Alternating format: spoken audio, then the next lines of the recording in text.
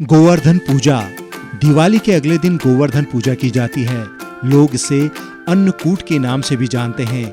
इस त्योहार का भारतीय लोक जीवन में बहुत महत्व है। इस पर्व में प्रकृति के साथ मानव का सीधा संबंध दिखाई देता है। इस पर्व की अपनी मान्यता और लोक कथा है। गोवर्धन पूजा में गोधन अर्थात गायों की पूजा की जाती है। शास्त्रों में बताया गया है कि गाय उसी प्रकार पवित्र होती है जैसे नदियों में गंगा।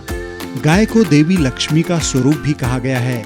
देवी लक्ष्मी जिस प्रकार सुख समृद्धि प्रदान करती है, उसी प्रकार गौमाता भी अपने दूध से स्वास्थ्य रूपी धन प्रदान करती है। इनका बछड़ा खेतों में अनाज उगाता है। ऐसे गौ संपूर्ण मानव जाति के लिए पूजनीय और आदरणीय है। गौ के प्रति श्रद्धा प्रकट करने के लिए ही कार्तिक शुक्ल पक्ष प्रतिपदा के दिन गोवर्धन की पूजा की जाती है और इसके प्रतीक के रूप में गाय की। जब कृष्ण ने ब्रजवासियों को मूसलाधार वर्षा से बचाने के लिए 7 दिन तक गोवर्धन पर्वत को अपनी सबसे छोटी उंगली पर उठाकर रखा और गोपिकाएं उसकी छाया में सुख पूर्वक रहे। 7वें दिन भगवान ने गोवर्धन को नीचे रखा और प्रतिवर्ष गोवर्धन पूजा करके अन्नकूट उत्सव मनाने की आज्ञा दी। तभी से यह उत्सव अन्नकूट के नाम से मनाया जाने लगा। कबीर साहिब जी अपने वाणी में कहते हैं, कबीर गोवर्धन कृष्ण जी उठाया, द्रोणागिरि हनुमंत, शेषनाग सब सृष्टि उठाई, इनमें को भगवंत। गोवर्धन पूजा के संबंध में एक लोक गाथा प्रचलित है। कथा यह है कि देवराज इंद्र को अभिमान हो गया था।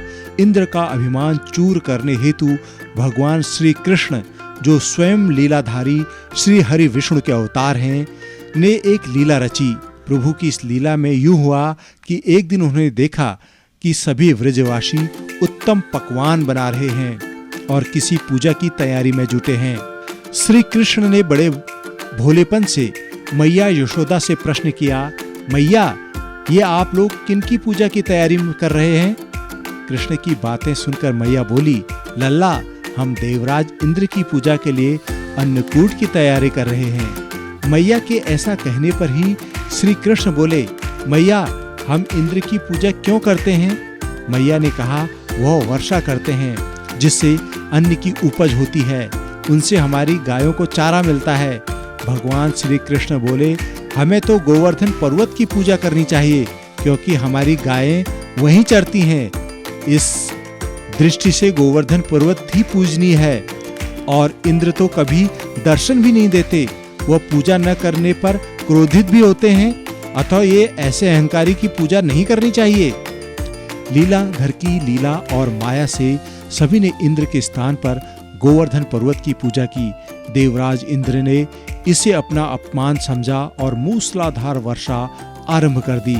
प्रलय के समान वर्षा देखकर सभी व्रजवासी भगवान कृष्ण को कोसने लगे कि सब इनका कहना मानने से हुआ है।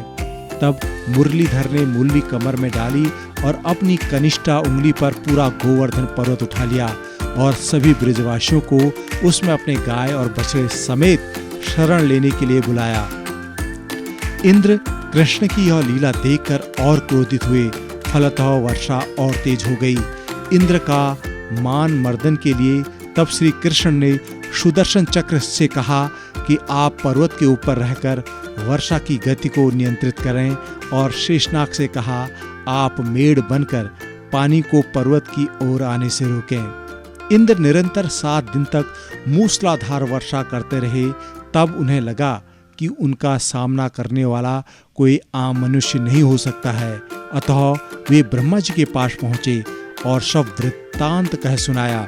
ब्रह्मा जी ने इंद्र से कहा कि आप जिस कृष्ण की बात कर रहे हैं वह भगवान विष्णु के साक्षात अंश हैं और पूर्ण पुरुषोत्तम नारायण हैं।